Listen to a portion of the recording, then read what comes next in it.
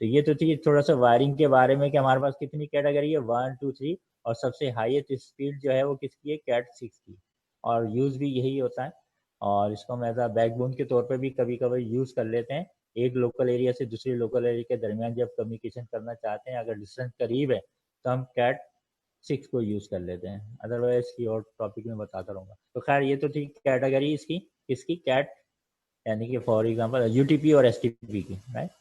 तो ये तो हो गई हमारे पास किसकी, शील्ड अनशील्ड ट्विस्टेड पेयर। अच्छा, अब इसके बारे में थोड़ा सा और है कि जब ये यूज़ किया था, क्योंकि ये अच्छा, इसको इतना डिटेल से यूँ ले रहा हूँ कि बेसिकली ये ज़्यादा कॉमन यूज़ हो रहा है और ऐसा अभी भी यूज़ हो रहा है। बस और रिंग तो खत्म हो गई टोपोलॉजी, कहीं ना कहीं इंडस्ट्री में एक आध नज़र आ गई, कहीं स्कूल में इधर उधर, तो अभी वो भी खत्म हो चुकी है, मगर कहीं ना कहीं आपको मिल जाएगी। मगर ज़्यादा कॉमनली 100% जो चल रही है वो स्टार टोपोलॉजी चल रही है, जिसके अंदर ये यूटीपी और एसटीपी केबल यूज़ किया जाता है। अच्छा, इस केबल को दो तरीके से यूज़ किया जाता है। एक होता है स्ट्रेट थ्रू केबल और एक होता है क्रॉस केबल। इसको थोड़ा सा समझना ज़रूरी है कि ये दो तरीके से यूज़ होता है। तो अब कैसे होता है ज़रा देखें। स्टार ट्री टोपोलॉजी याद है आपको? स्टार में क्या होता है, एक हब होता है और बाकी वायर निकल रहे होते हैं, पीसी से कनेक्टेड हो रहे होते हैं, तो ये उसकी टोपोलॉजी की बात हो रही है। तो सबसे पहले कहते हैं स्ट्रेट थ्रू अ केबल। ये क्यों यूज़ किया जाता है कि जब स्विच और राउटर के दरमियान, ठीक है, जहाँ पर हमें, यानी इसको कहते क्या है, स्ट्रेट वायर को ज़रा ये समझ लेते हैं कि नंबर ऑफ वायर जो होते हैं वो, अब बोर्ड इस्तेमाल करना पड़ेगा, खैर नंबर ऑफ वायर्स जो होते हैं वो 8 होते हैं। तो 8 के अंदर जो, एक मिनट में वापस आता हूँ इस केबल पे, यहाँ पर ये RJ45 कनेक्टर नजर आ, से लेके 8 तक वायर होते हैं। दूसरे पॉइंट पे भी अगर RJ45 कनेक्ट है तो जो पिन नंबर 1 से कनेक्ट है वही पिन नंबर 1 पे इधर होगा, तो उसको हम स्ट्रेट केबल कहते हैं। इसी तरह से पिन नंबर 2 से कनेक्ट होगा, 3 से होगा, 4 से, इस तरह टोटल। तो देखा जाए कि 1 जो है तो 1 ही, और 8 होगा तो 8 से कनेक्ट होगा, यानी कि कलर कॉम्बिनेशन सेम होगी और एक दूसरे के पॉइंट 0 में मिलेंगे। बिल्कुल बिल्कुल बिल्कुल। तो उसमें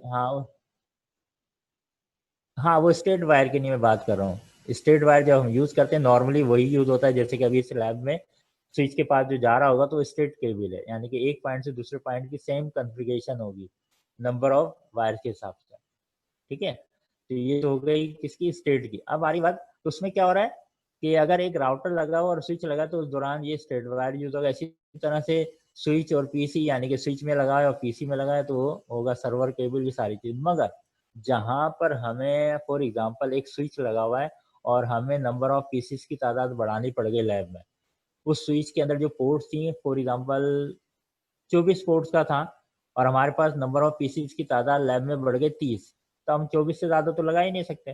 तो हमें क्या करना पड़ेगा, एक स्विच और लगाना पड़ेगा, जिसको हम कहते हैं स्टार ट्री टोपोलॉजी, ठीक है। एक तो स्टार टोपोलॉजी है, मगर जब स्विच बढ़ते हैं एक स्विच से दूसरे स्विच और दूसरे से तीसरा स्विच, तो वो फिर कहलाता है स्टार ट्री टोपोलॉजी। तो इसका मकसद है वहां पर सेम डिवाइसेस हो गई, स्विच टू स्विच दोनों सेम है, इसी तरह स्विच टू हब वो भी सेम है, हब और हब, राउटर टू राउटर और पीसी टू पीसी। अगर दो पीसी आपस में पड़े हैं और हम एक दूसरे से कम्युनिकेशन करना चाह रहे हैं तो वहां पर हम यूज करते हैं कौन सा wire, cross cable, right.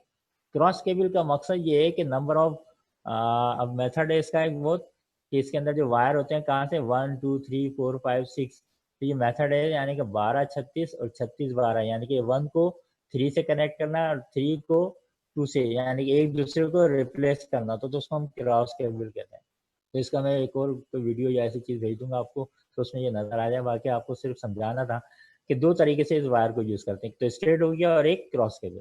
Cross cable की कब जरूरत पड़ती है, जब सेम डिवाइसेस हो, जैसे कि switch to switch, PC to PC, वहां पर हम इसको यूज करते हैं। तो इसके लिए स्पेशली हमें क्रिम्पिंग टूल से इसको बनाना पड़ता है, राइट। तो ये तो थी थोड़ी सी किसके बारे में, केबल की। अब जरा इसके ट्विस्टेड पेयर के जरा दो स्टैंडर्ड हैं।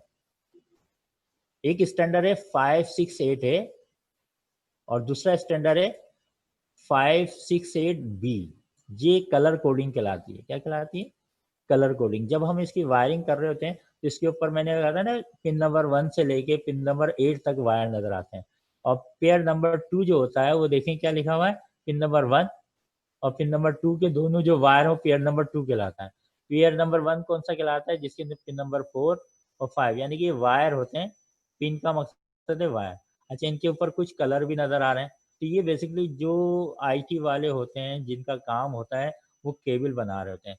तो ये 2 स्टैंडर्ड याद रखिएगा, एक है आपका बनाना नहीं है, वैसे आपको पता होना चाहिए कि 568 ए में क्या होता है। तो ये कलर कोडिंग होती है, ये वो हिप्स करके बैठे होते हैं, मगर उनको ये नहीं पता होता कि इस 568 से क्या होगा और बी से क्या होगा।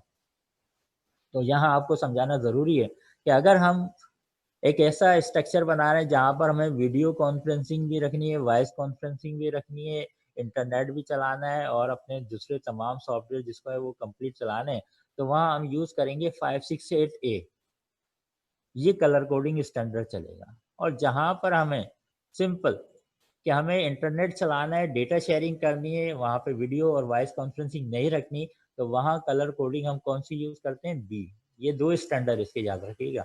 तो कॉमनली आप लोग कौन से यूज़र हैं, ए वाले को यूज़ कर रहे हैं। तो इसके कलर कोड देख लीजिएगा फुर्सत में, वायरिंग का देखिएगा कैसे कलर कोड है और इसके कलर कोड अलग होंगे। ये सर 2 इनके स्टैंडर्ड। दोनों कोड तो एक जैसे ही लग रहे हैं। नहीं, नहीं, नहीं, नहीं, नहीं, देखिएगा गौर फाइव से रखनी हो तो हम ए को तरजीह देंगे। अगर बी को करना है तो सिंपल इंटरनेट शेयरिंग या लैब में यूज़ कराना या इस तरह के काम हो, तो ये कलर कोड होते हैं। ये आपका काम नहीं है, बेसिकली वो आईटी वाला करेगा काम सारे, आप तो सिर्फ उसको बताएँगे कि भाई ये स्टैंडर्ड रखना है, राइट? तो ये तो थी बात एक केबल्स के ऊपर, ठीक है? अब आते हैं हम किसके ऊपर, ज़रा फाइबर ऑप्टिक की थोड़ी-सी बात कर लेते हैं। फाइबर ऑप्टिक आदमी आजकल तो बहुत कॉमन है, सभी ने देखा होगा। एक प्लास्टिक और शीशे से बनाया जाता है ये वायर को और इसके अंदर रोशनी ट्रैवलिंग करती है। अच्छा, इसको क्यों लिया जाता है? बेसिकली ये बैकबोन के ऊपर यूज़ होता है, कभी भी पीसी टू पीसी यूज़ नहीं होगा, ना ही किसी लैब के अंदर नज़र आएगा आपको, हमेशा नज़र आएगा तो आउट ऑफ सोर्स, राउटर से निकलेगा और सीधा जाएगा दूसरे राउटर में, राइट? यानी कि एक लैन से दूसरे लैन के अंदर अगर हम यूज़ करेंगे, तो अगर एक लोकल एरिया नेटवर्क के अंदर 500 पीसी हैं, राइट? और दूसरा लोकल एरिया है, वहाँ पे भी 500 पीसी हैं, जब इनका डेटा आपस में पैकेट जब एक वायर के ऊपर जाएँगे, फॉर एग्ज़ाम्पल वायर है हमारे पास कैट 6, ठीक है, यूटीपी वायर है मेरे पास और कैट 6 मैंने लगा दिया, तो डेटा फ्लो क्या हो जाएगा, सारे पीसी एक साथ ऑन होंगे, तो जब डेटा फ्लो होगा तो उस वायर के ऊपर लोड पड़ेगा और डेटा कम्युनिकेशन स्लो हो जाएगी। तो वहाँ पे हमें चाहिए क्या, बॉट रेट किसी का ज़्यादा, यानी कि ये 2 गीगा डेटा ट्रांसफ़र करेगा, तो वहाँ पर हम फाइबर ऑप्टिक को यूज़ करते हैं और राउटर ऐसे होते हैं। तो इसका मकसद है हमारे पास 2 तरह के फाइबर ऑप्टिक्स होते हैं। अच्छा, इसका एक एंगल है, इस फाइबर ऑप्टिक को भी हम मैक्सिमम 90 डिग्री तक फोल्ड मोड़ सकते हैं, इससे ज़्यादा करेंगे तो ये वायर क्या होता है, डैमेज हो जाएगा, टूट जाता है। तो फिर उसके अंदर एक कनेक्टर बनाया जाता है, फिर उसको डिवाइस आती है उससे ज्वाइन किया जाता है। बहरहाल अभी सिंगल मोड की मैं बात करता हूँ और मल्टी मोड की बात करता हूँ। तो सबसे पहले तो हम बात करते हैं कि सिंगल मोड और मल्टी मोड में है क्या। फाइबर ऑप्टिक देखिए बहुत बारीक सी होती है। अच्छा, ये एक सिंपल से फाइबर ऑप्टिक है सिंगल मोड, इसके अंदर डेटा ट्रैवलिंग हो रही है, ज़रा देखते हैं। तो इसके अंदर हमारे पास क्या है, एक ये वायर है और एक बीच में एक लाइन सी नज़र आ रही है, बेसिकली ये रोशनी। अब इस रोशनी को यहाँ से वहाँ तक कन्वर्ट करने की, क्योंकि हमारा तो नेटवर्क सारा इलेक्ट्रॉनिक पे चलता है, इलेक्ट्रॉन होते हैं सारे, तो बीच में हम क्या चीज़ यूज़ करते हैं, तो सेंडिंग के लिए जो हमारे पास होता है, उसको हम कहते हैं एलईडी, लाइट इमिटिंग डायोड, एक पॉइंट पे लगी होती है, या फिर हमारे पास लेज़र भी होता है, राइट? तो यहाँ पर आप देखें लेज़र होता है, लेज़र आपको सीडी रोम में मिलता है, जो एक सीधी स्पॉट लाइट बनाता है। तो ये वो प्रोटेक्शन होती है जहाँ से डेटा कन्वर्ट होता है, यानी कि लेज़र का काम क्या होता है, और लेज़र डायोड होता है बेसिकली। डायोड की मीनिंग मैंने बताई, एलईडी की भी, कि लाइट इमिटिंग डायोड, यानी कि इलेक्ट्रॉन कन्वर्ट होते हैं रोशनी में। वो इस पॉइंट पे, एक पॉइंट पे लगाए जाते हैं और इस वायर के साथ ये डेटा इसमें ट्रैवल करता है और तकरीबन 200 मीटर तक इसको हम क्या कर सकते हैं, लेंथ ले सकते हैं। और दूसरे एंड पे जो रिसीवर होता है वो बड़ा इंपॉर्टेंट है। सेंडिंग का तो पता चल गया, लेजर या एलईडी हो गई। अब दूसरे एंड पे जो होता है हमारे पास फोटो डायोड होता है, वो रिसीवर होता है। या फिर हमारे पास एक होता है लाइट हो sorry LDR, light depend resistance. दो तरह की रिसीवर होते हैं हमारे पास, एक हो गया फोटो डायोड जो रिसीव करता है डेटा को, रोशनी को, और दूसरा हमारे पास एलडीआर होता है, लाइट डिपेंड रेजिस्टेंस। ये दूसरे एंड पे लगा होता है। तो इससे ये होता है कि जो डेटा ट्रेवलिंग हो रही होती है वो रोशनी की फॉर्म में होती है और रिसीव्ड भी होती है और बैंडविड्थ भी इसकी ज़्यादा होती है। तो इसलिए इसको हम ज़्यादा तरजीह देते हैं काम, बैकबोन। बैकबोन का मकसद एक लोकल एरिया से दूसरे लोकल एरिया के दरमियान, या मल्टीपल लोकल एरिया उनके दरमियान भी हम लगा सकते हैं। तो ये तो सिंगल मोड और मल्टी मोड का थोड़ा मल्टी